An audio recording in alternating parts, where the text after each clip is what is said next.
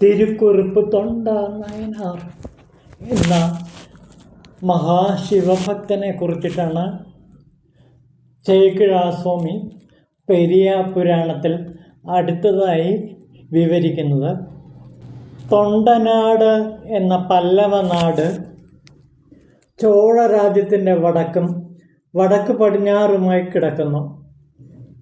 ഈ രാജ്യത്തിൻ്റെ പ്രധാന നഗരമായ കാഞ്ചീപുരം ഭാരതഖണ്ഡത്തിലെ മഹാനഗരങ്ങളിൽ ഒന്നായിരുന്നു. ഇതിൻ്റെ മഹത്വം അതിലെ മണിമാളികകളും ഗോപുരങ്ങളും വിശാല വീഥികളും ധനസമൃദ്ധങ്ങളായ വണികഗ്രഹങ്ങളും മാത്രമല്ല, അവിടുത്തെ മഹാക്ഷേത്രങ്ങളുടെ പ്രശസ്തിയുമായിരുന്നു.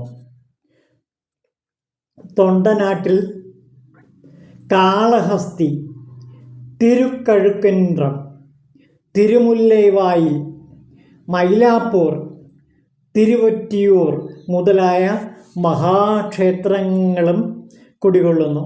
കാഞ്ചീപുരത്തെ ഏകാമ്രനാഥ ക്ഷേത്രവും കാമാക്ഷി ദേവിയും സ്ഥിതി ചെയ്യുന്ന ദേവാലയങ്ങൾ അതിപ്രസിദ്ധമായുള്ളതാണ്. അവിടുത്തെ ഏറ്റവും പ്രധാനപ്പെട്ട ക്ഷേത്രം, കാഞ്ചീപുരത്തെ ഏറ്റവും പ്രധാനപ്പെട്ട ക്ഷേത്രം ഏകാമ്രനാഥനും കാമാക്ഷി ദേവിയും സ്ഥിതി ചെയ്യുന്ന ദേവാലയങ്ങളാണ്. അടുത്തടുത്ത രണ്ട് ദേവാലയങ്ങളാണ്. ഏകാമ്രനാഥനും അവിടെ ഭഗവാൻ ശിവൻ കുടികൊള്ളുന്നു, മറ്റിടത്ത് കാമാക്ഷി ദേവിയായ പാർവതി ദേവിയും സ്ഥിതി ചെയ്യുന്നു. ഈ ദേവാലയങ്ങളാണ് കാഞ്ചീപുരത്തെ ഏറ്റവും പ്രധാനപ്പെട്ട രണ്ട് ദേവാലയങ്ങൾ. പാലാറെന്ന നദി വഴി വന്ന നീർവളം കൊണ്ട് നിലങ്ങൾ ഫലഭൂയിഷ്ടങ്ങളായിരുന്നു. ഫലവൃക്ഷങ്ങൾ, പ്രത്യേകിച്ച് മാവ്, പ്ലാവ് തുടങ്ങിയ തോപ്പുകളെ ഹരിതങ്ങളും ഛായാപൂർണമാക്കി മാറ്റുകയും ചെയ്തിരുന്നു. ഐശ്വര്യദായകങ്ങളായ ചന്ദനമരങ്ങൾ അവിടെ നിറഞ്ഞു നിന്നിരുന്നു.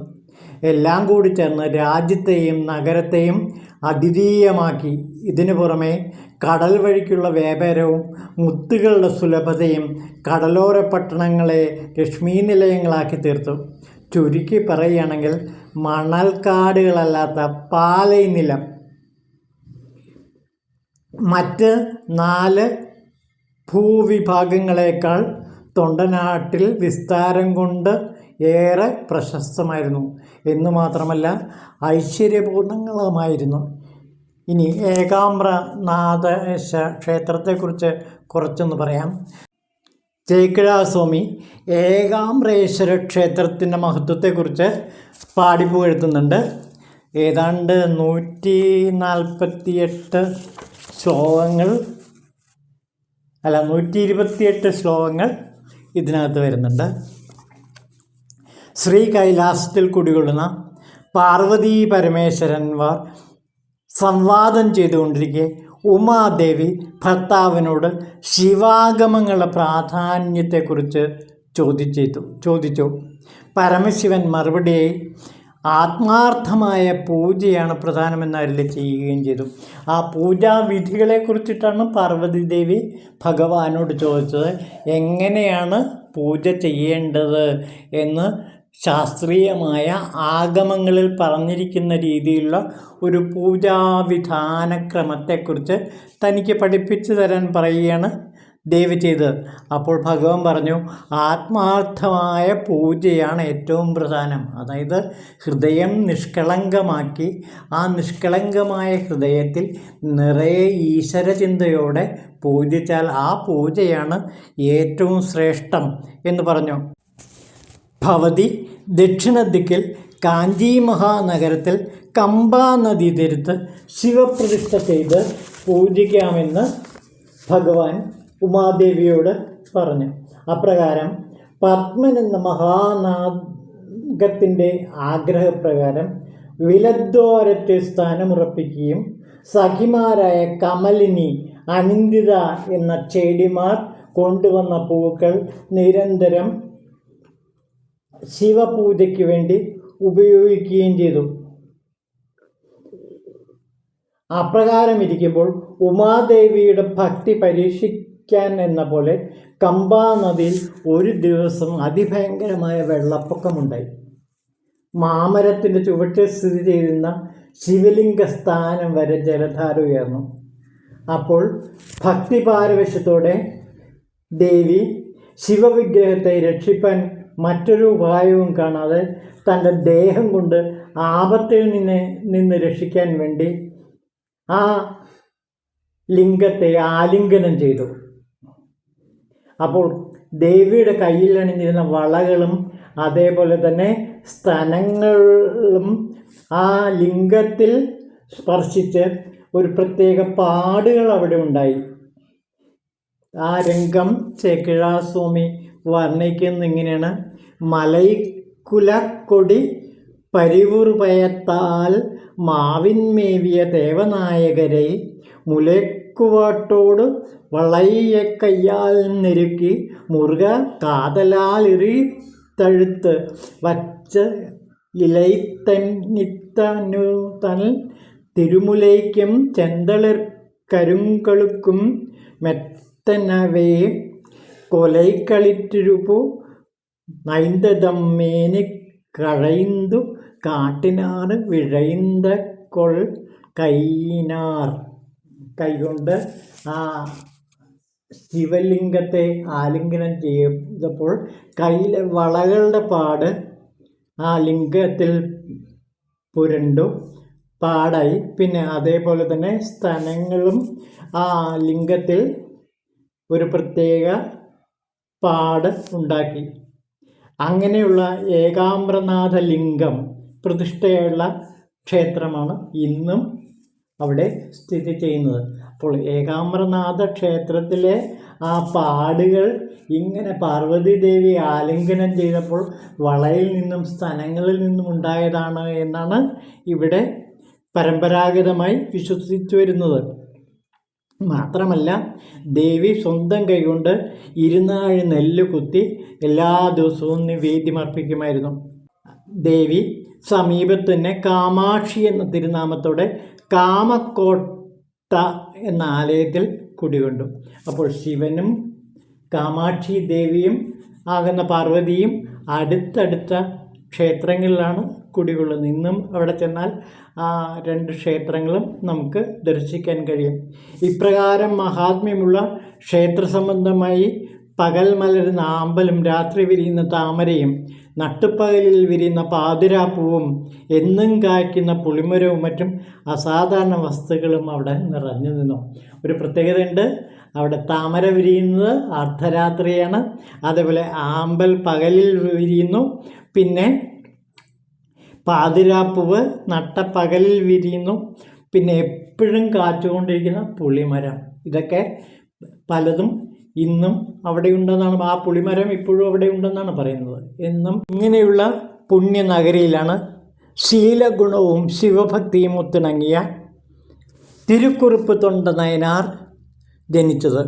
ചെറുപ്പം തൊട്ടേ അദ്ദേഹം തൻ്റെ മനസ്സ് കർമ്മങ്ങൾ 3ഉം ഭഗവാനിലർപ്പിച്ച് പൂജ ചെയ്യുമായിരുന്നു. ശിവഭക്തന്മാരിൽ അതിയായ ഭക്തിയും അദ്ദേഹത്തിനുണ്ടായിരുന്നു.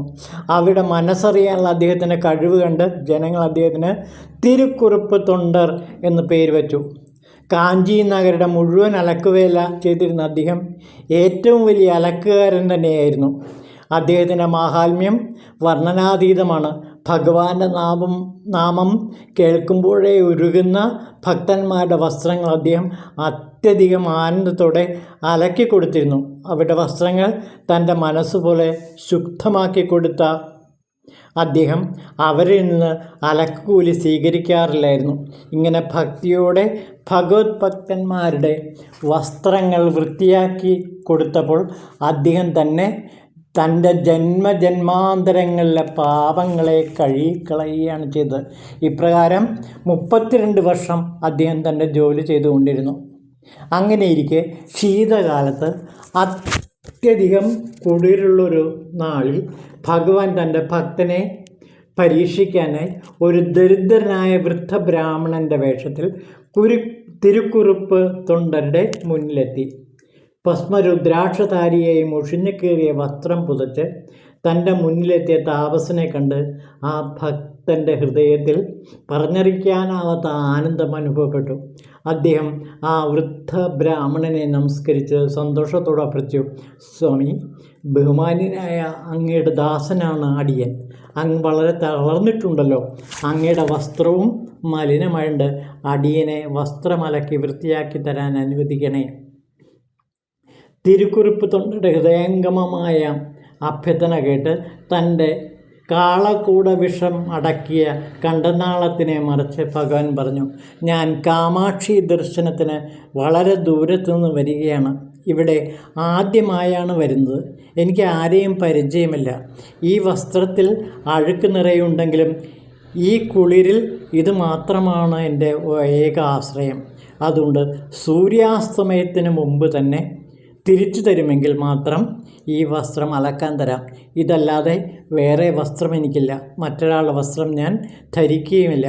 ഇത് കഴുകിയുണക്കി വൈകുന്നേരത്തിന് മുമ്പ് ഞാൻ വരുമ്പോൾ എന്നെ ഏൽപ്പിക്കണം.